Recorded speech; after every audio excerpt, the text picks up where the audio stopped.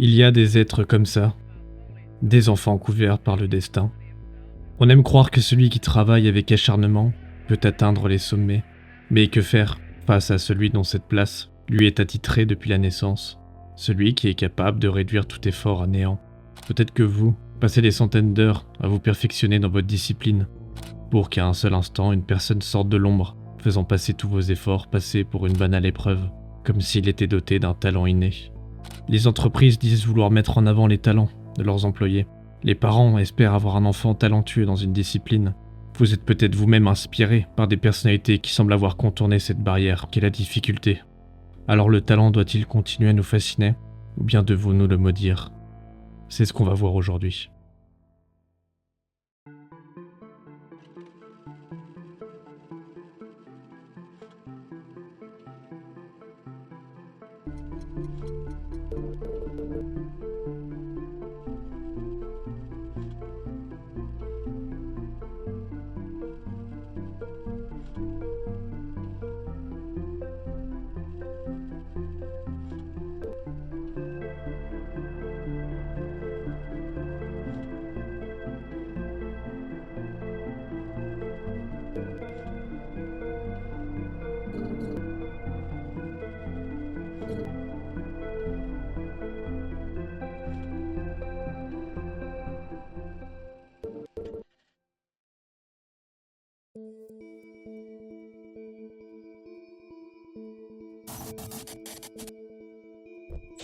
Le talent existe-t-il? En tout cas, c'est une question qui avive les débats. On a ceux qui prônent l'existence du talent, et ceux qui tentent de prouver son inexistence. Le talent fascine l'humanité depuis toujours. On admire ceux qui ont des dons. Un don pour l'art, pour le sport, la musique, la science. Tant de personnalités qui incarnent ces symboles, des miroirs de réussite. Le talent incarne quelque chose de mythique, presque magique, une injustice qui échappe à la règle du mérite. En 2020, en France, arrive le premier chapitre de The Boxer, un webtoon de boxe proposé par l'auteur Jung Ji-hoon, artiste sud-coréen. Il propose en simple description avoir un talent particulier, bénédiction ou malédiction. Et c'est une œuvre dantesque, absolument profonde et complexe, et la question du talent y est abordée avec brio. L'histoire nous conte celle de Yu, garçon misérable tombé dans le viseur de K, coach en boxe sportive connu pour avoir formé les plus célèbres boxeurs. Et alors qu'on s'attend à une histoire banale, s'approchant des codes des shonen basés sur l'apprentissage, le dépassement de soi, il n'en est rien. La particularité de The Boxer réside dans ses dessins. Ils ne sont pas dotés d'une technicité approfondie, mais poussent au surréalisme pour représenter ses symboles et sa violence. Dès lors son premier combat, Yu détruit son adversaire. Les coups de poing sont représentés par d'immenses trous, comme des impacts de balles. Son premier adversaire, si affolé par cette rencontre sur le ring, se retrouve paralysé, voyant en son adversaire une arme à feu prête à tirer. Yu est parfois même représenté comme un être quasi divin, s'approchant de la figure du diable. Et c'est là que The Boxer surprend. Il reprend la thématique de l'être choisi par l'univers pour être meilleur. Doté d'un don qui dépasse l'être humain, Yu n'est pas un héros qui se dépassera tout au long de l'histoire. Il est celui qui écrase ses adversaires. Simplement car le destin l'a voulu ainsi. La construction des arcs narratifs de The Boxer sont construites ainsi. Yu arrive devant le champion de sa catégorie. L'adversaire nous paraît comme un antagoniste. Yu le massacre, puis on nous montre les efforts et les motivations de ce personnage. Tous ses adversaires ont fait des sacrifices, fait des efforts inimaginables, porté des rêves que Yu viendra réduire à néant par le simple fait qu'il a un don inné. Prenons l'exemple de Takeda. Takeda s'est surpassé pendant des années, ayant développé ses propres techniques complexes, que Yu reviendra copier sans aucun effort pour le mettre au sol. C'est toute une vie d'apprentissage et d'efforts surhumains, détruits en un seul combat. Au point même que durant tous ces combats, Yu ne prendra pas un seul coup. Il en sera de même pour les autres personnages. Santorino Fabrizio, usant de triche et d'une stratégie complexe, se fera écraser. Jean-Pierre Emmanuel, obsédé par le fait de boxer à la perfection également. Et même Aaron Tide, monstre de force brute, devra plier le genou face au talent inné de Yu. Car voilà la douloureuse réalité de The Boxer. Dans ce monde, il y a des choses insurmontables, même en faisant des efforts. Ces dernières années, le mythe du talent inné est déconstruit. La neuroscientifique Sama Karaki tend plutôt expliquer que ce qu'on nomme le talent se rapporte plus à de l'intelligence, de la créativité développée selon des facteurs sociaux. Mozart, par exemple, a été bercé depuis son enfance dans la musique, cultivant ses compétences. Car en science, on parle plus de prédisposition liée à la génétique. sensibilité musicale, esprit mathématique, rapidité de réaction. Tout ça pouvant amener à des facilités dans certains domaines. Mais cette prédisposition ne se suffit pas à elle-même, il faut l'entretenir, la développer. Et les facteurs sociaux jouent un rôle clé dans le développement de ces compétences. Jung Ji-Hoon dépeint un monde brutal, où le fantasme du talent prend vie. Car même si le talent n'existe pas réellement dans notre monde, il fonctionne comme s'il l'était.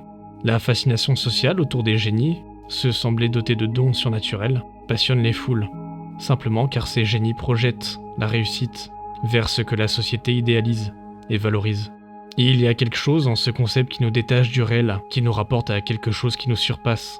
Mais The Boxer nous montre le talent pur, brut, et nous démontre que le talent n'est qu'une malédiction.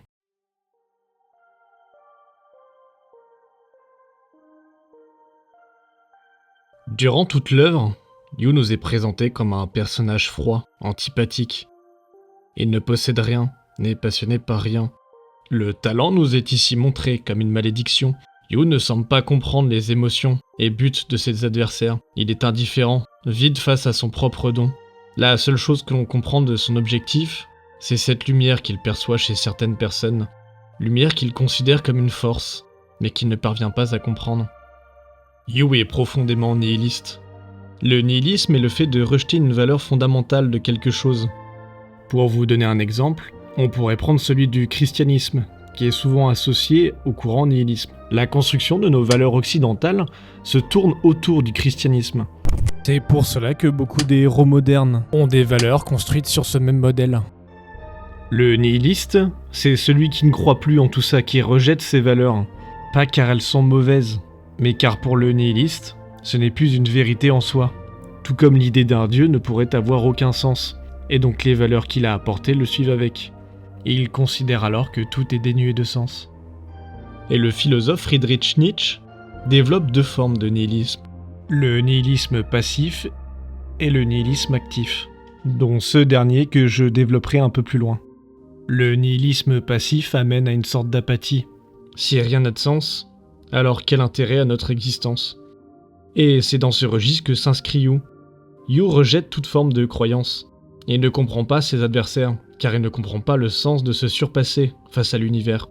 Tous ses adversaires se retrouvent face à un combat vain. Yu ne les bat pas pour se dépasser, ni par volonté de les détruire moralement, mais simplement car cela n'a aucune importance. À quoi bon être au sommet si rien n'a de sens? Le talent devient une véritable malédiction. Et on pourrait très largement le lier à certaines personnalités de notre monde. Entre les génies morts dans l'oubli, ceux dont le sommet les a déçus. Et c'est pour cela que Yu rentre dans le monde de la boxe.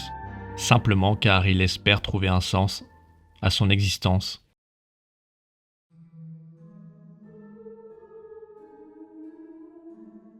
Et il faut qu'on parle un peu de K. K, c'est le coach qui voit en Yu le surhomme qui peut dépasser tous les êtres de ce monde. Il y a en lui une volonté de surpasser la vie, à tous les égards. K voit en Yu une façon pour l'être humain de transcender la condition humaine. C'est un ancien militaire pensant changer le monde, protéger sa patrie, sa famille, la paix. Il se retrouve perdu entre deux mondes. D'un côté, le monde est brutal, et de l'autre, il est calme et apaisé. Il pense dans un premier temps que son combat est pour protéger son monde à lui.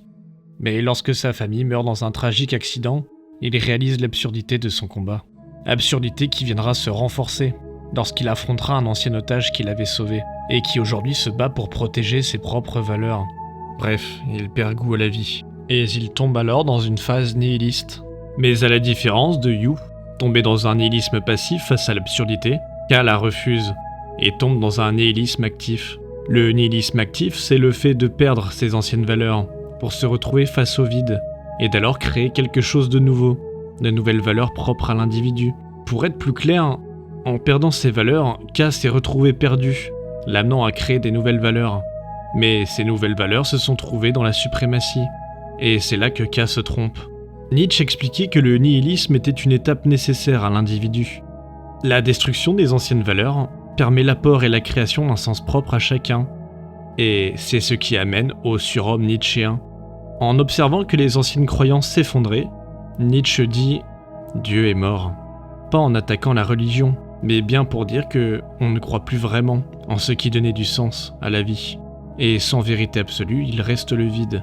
Ainsi, on risque de tomber dans le nihilisme, là où plus rien n'a de sens. Le surhomme, c'est celui qui dit « Puisqu'il n'y a plus de sens, je vais en créer un ». Ce n'est pas celui qui surpasse les autres, c'est celui qui se surpasse lui-même. C'est celui qui aime la vie, l'existence, que ce soit dans les moments de joie ou de souffrance. Et c'est dans ça que K fait fausse route. Le surhomme accepte la vie, mais ne cherche pas à la dominer. K n'accepte pas la souffrance et l'absurdité. Il tente de la combattre en trouvant quelqu'un qui la surpasse. K nie ce qui fait l'être humain. L'échec, le doute, l'amour, la fragilité. Il veut simplement prouver que seul le plus fort mérite de vivre. Mais Yu ne devient pas un surhomme, il devient un être du néant. Mais il existe encore une lumière qui pourrait sortir Yu de cet enfer.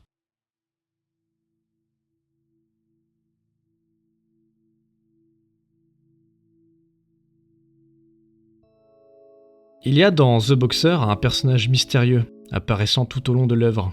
Il se nomme J et se manifeste comme un symbole, une figure presque christique tant il est teinté de lumière. On le voit d'ailleurs au premier chapitre, rencontrant Yu, encore enfant. Rencontre qui semble le fasciner. Durant tout le webtoon, J est décrit comme un boxeur à part. Il n'est pas le plus fort, pas le plus doué de la discipline. Et pourtant, il semble incarner quelque chose de bien plus grand. Car J est un boxeur que tout le monde respecte. Ses combats avaient quelque chose de particulier. Il est du genre à pouvoir écraser un champion indomptable, comme peiner à lutter contre un rookie qui vient à peine de commencer. À tel point que tous ses combats sont restés gravés dans la boxe. Il y avait quelque chose en plus. Après avoir conquis toutes les catégories, K annonce que Yu va revenir dans la catégorie des points moyens, coïncidant avec le retour de J dans cette catégorie. Il annonce par ailleurs que leur nouvelle cible est bien ce dernier. Et arrive alors le combat entre J et Yu. La foule se tue. Plus personne ne pouvait arrêter le combat, car se déroulait sur le ring quelque chose qui dépassait les êtres humains. La lumière contre les ténèbres, la vie contre la mort, le sens contre le vide. Les coups de Yu sont intenses, et pendant ce temps, J ne fait qu'encaisser. C'est un véritable combat idéologique qui se déroule. Et on réalise ce que J a en tête. Il veut enseigner quelque chose à Yu. Et ce message qu'il veut lui offrir, c'est celui de l'amour. Yu nous montre sa vision de la vie. Souffrance, futilité, un combat contre la vie qui ne mènera qu'à la défaite. J se dresse face à cette idée. Il encaisse et se rapproche encore. Pour enfin donner un coup à Yu, et simplement lui dire « Ça va aller ». Et pour la première fois, Yu eut la sensation de ne pas être seul. J vient lui montrer une nouvelle touche d'espoir, l'amour envers son prochain. J est celui qui se rapproche le plus de la figure du surhomme. Il est celui qui a dépassé le nihilisme, l'absurdité du monde, pour finir par aimer la vie. Et c'est ça la lumière que cherche tant Yu, la lumière qu'il ressent chez certaines personnes. C'est le fait de se dresser face à la vie. On pourrait voir J de différentes façons. Certains le voient comme une aide, semblable au Christ, guidant les égarés vers la lumière. Mais je pense que l'œuvre apporte un message plus complexe. The Boxer critique les dérives du désir de suprématie. J affirme la vie, plutôt que de la dominer. Il l'accepte comme telle. Et pour ça, il est un surhomme nietzschéen. Il a des valeurs semblables aux valeurs chrétiennes, en choisissant l'amour envers son prochain. Et ça peut paraître un peu niais. Mais quand on lit The Boxer, on ressent un profond sentiment de solitude, de vide, que J vient combler en se battant contre la mort elle-même. Notre existence peut nous paraître absurde, mais c'est bien car elle est unique qu'elle doit être préservée, et que l'amour envers son prochain vient alors. Et puis la vie continuera de s'écouler. Les uns trouveront leur bonheur dans des choses banales, et les autres vivront des expériences dantesques, peu importe. Car tous ces moments sont précieux. Alors talentueux ou pas, vivez de ce que vous aimez. Car le sens de la vie supprimé, il reste encore la vie.